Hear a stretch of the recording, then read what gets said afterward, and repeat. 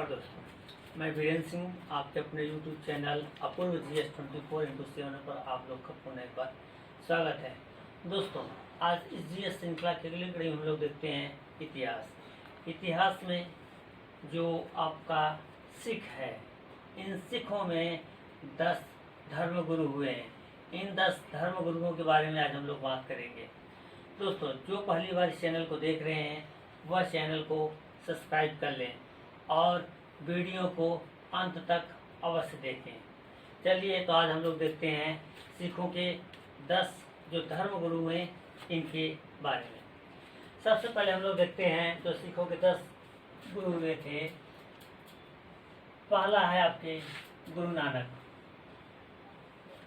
ये गुरु नानक जो हैं ये सिखों के संस्थापक हैं और इनकी एक उपाधि है।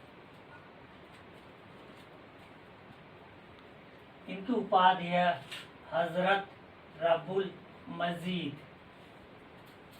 इनका जन्म जो होता है पंजाब प्रांत के तलवंडी में इनका जन्म होता है और इनकी मृत्यु जो होती है करतारपुर पाकिस्तान में होता है। अभी करतारपुर कॉरिडोर पाकिस्तान के प्रधानमंत्री इमरान खान और भारत के प्रधानमंत्री नरेंद्र मोदी पिछले वर्ष ये करतारपुर का कॉरिडोर खोला गया है जहाँ इनकी मृत्यु हुई थी और सिख धर्म के ये क्या है संस्थापक हैं।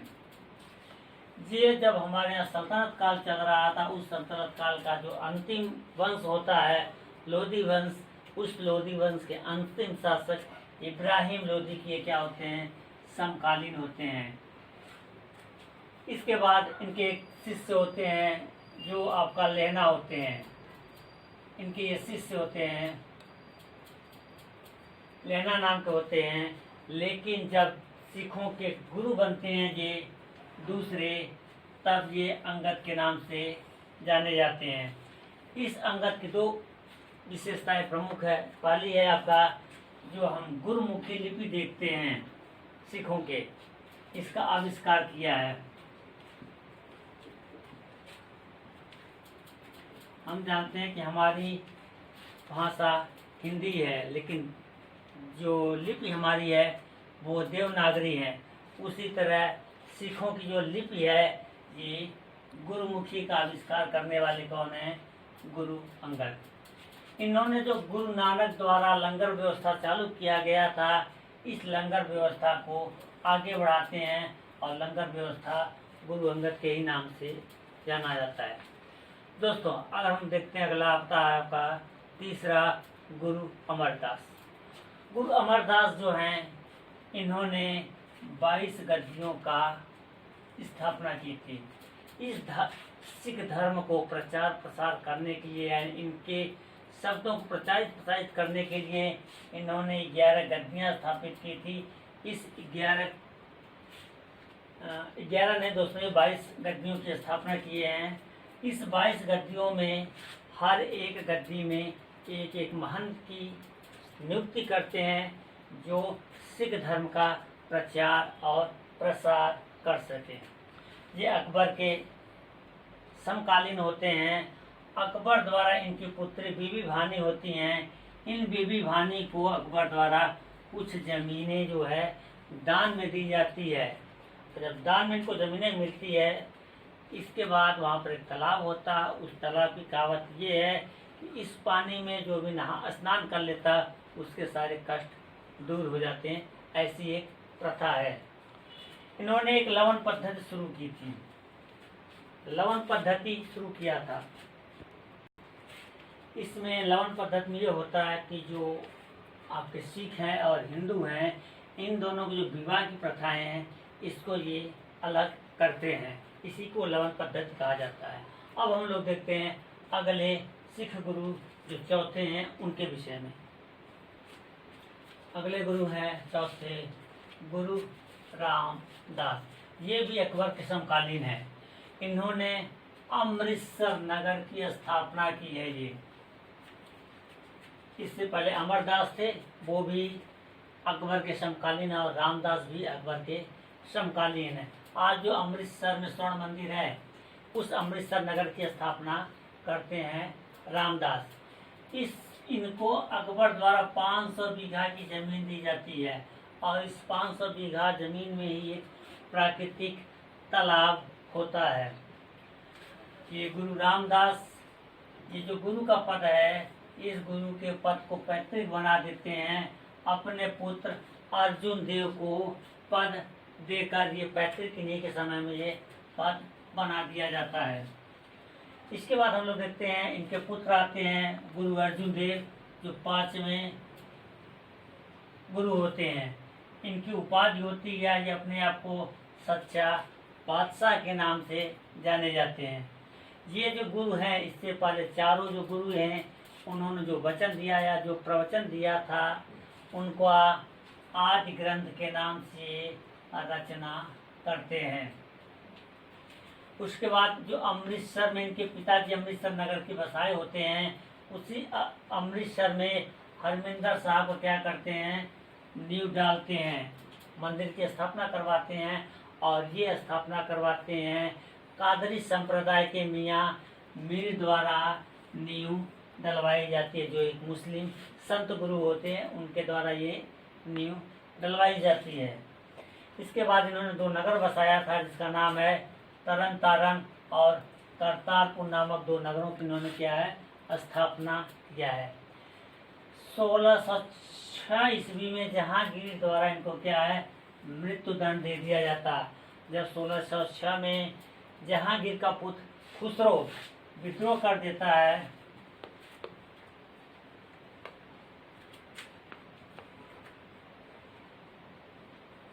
जब खुसरो विद्रोह करता है, तब ये अर्जुन देव को क्या करते हैं, खुसरो को आशीर्वाद देते हैं। खुसरो को आशीर्वाद देते हैं, इसलिए जहांगीर नाराज हो जाता है और इनको मृत्युदंड दे देता है। इन्होंने सबसे पहले क्या, आध्यात्मिक कर लगाया था एक, और इसी के साथ साथ सिखों से ये कहा था कि आप अपनी संपत्ति का 10% सिखों के कल्याण के लिए क्या है, दान करिए। इसके बाद हम लोग देखते हैं छठे सिख गुरु। अगले गुरु है छठे हमारे हर गोविंद। इन्होंने सिखों को सैनिक संप्रदाय में बदल दिया या लड़ाकू जात में। इन्होंने जो सैनिक है यानी जो सिख हैं, इनको सैनिक या लड़ाकू संप्रदाय में बदलते हैं। और जो सिख हैं, इन सिखों से जो आपका धन के बदले घोड़े और शस्त्र अस्त्र लेने की पद्धति डाली आपके गुरु हरगोविंद सिंह। इसके बाद इन्होंने अकाल तख्त का निर्माण करा। अमृतसर की बाउंड्री वॉल करवाते हैं, चारों तरफ दीवार खड़ी करवाते हैं और उसके अंदर अकाल तख्त का निर्माण करवाते हैं। इसी के बाद हरगोविंद का शाहजहां से बाज का प्रकरण हो जाता है। शाहजहां का एक बाज गिर के हरगोविंद के शरण में चला जाता, तो हरगोविंद इस बाज को देने से मना कर जाते हैं। इसलिए शाहजहां और हरगोविंद का विवाद हो जाता है। अगला आता है गुरु हमारा हर राय। इनका कोई खास नहीं है, ये दारा सिकोह जो है इनसे मिला था। जब उत्तराधिकार, मुगल साम्राज्य जब उत्तराधिकार का युद्ध चल रहा था, तब मुगल दारा सिकोह इनसे आके मिलता है और इसके बाद औरंगजेब इन हर राय से असंतुष्ट हो जाता है। इसके बाद आता है हर किशन, जो 8वें होते हैं। इनकी कोई खास नहीं होती है। ये जो होते हैं हर किशन, इनका अपने बड़े भाई राम राय से क्या होता है, विवाद हो जाता है। इसके बाद चेचक से हर किशन की क्या है, मृत्यु हो जाती है। इसके बाद अगला आता नामा गुरु आते हैं, गुरु तेग बहादुर। ये अपनी गद्दी क्या करते हैं, जो अमृतसर में गद्दी होती सिखों की, यहाँ से हटाते हैं और मखोलवानी में क्या करते हैं, अपनी गद्दी स्थापित करते हैं। लेकिन इसी बीच में क्या, औरंगजेब अपनी कट्टर नीतियों की वजह से गुरु तेग बहादुर को इस्लाम धर्म स्वीकार करने के लिए कहता है, लेकिन गुरु तेग बहादुर इस्लाम धर्म स्वीकार नहीं करते हैं। परिणाम स्वरूप इनको 5-6 दिन की यातना देने के बाद क्या करता है, औरंगजेब द्वारा इनकी हत्या करवा दिया जाता है। अब हम लोग कहते हैं सिखों के अंतिम 10वें गुरु।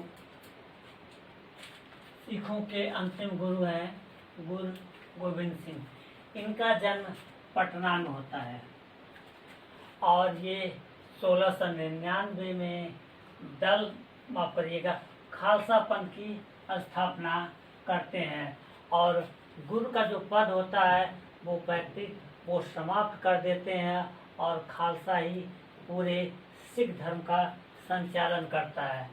इसके बाद एक कृष्ण अवतार और चंडी दीवार नामक क्या करते ग्रंथों की रचना करते हैं।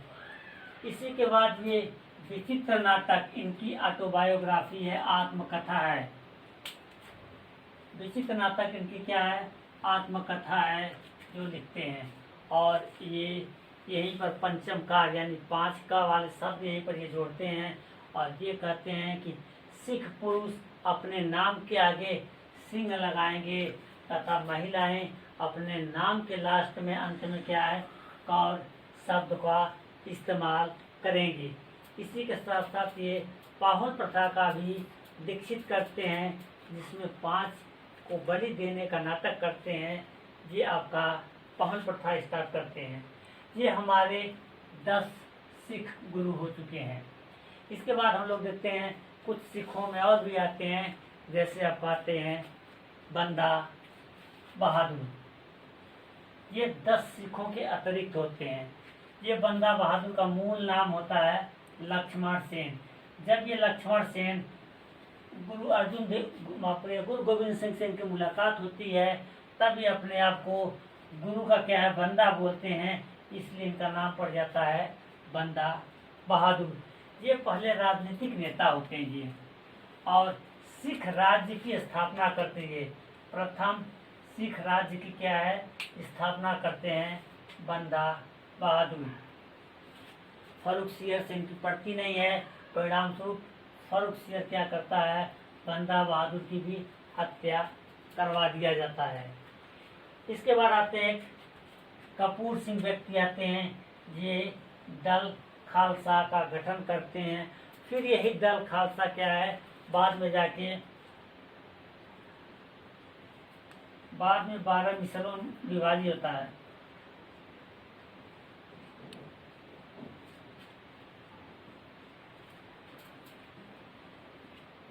ये दल खालसा क्या बाद में जाके 12 मिसलों में विभाजित हो जाता है। इस तरह हम लोगों ने देखा है अब तक जो सिखों के 10 गुरु थे उनको देखा, उसके बाद बंदा बहादुर को देखा, उसके बाद लक्ष्मण सेन को देखा और फिर लास्ट में कपूर सिंह को देखा। ये हमारे 10 गुरु हैं। हम जहाँ तक समझते हैं यहाँ पर जितने भी हमने पढ़ाया लगभग सभी प्रश्नों के दृष्टि से अति महत्वपूर्ण ये शब्द हैं और जो छूटे हुए हैं उनको जैसे अभी क्या है हम लोग देखेंगे राजा रणजीत सिंह, उनको अगले चैप्टर में देखते हैं अभी हम लोग। दोस्तों ये 10 सिख गुरुओं का हमने चर्चा किया। अगर आपको यह पसंद आया हो तो इसको लाइक शेयर और सब्सक्राइब अवश्य करें। पूरा वीडियो देखने के लिए आप लोगों का धन्यवाद।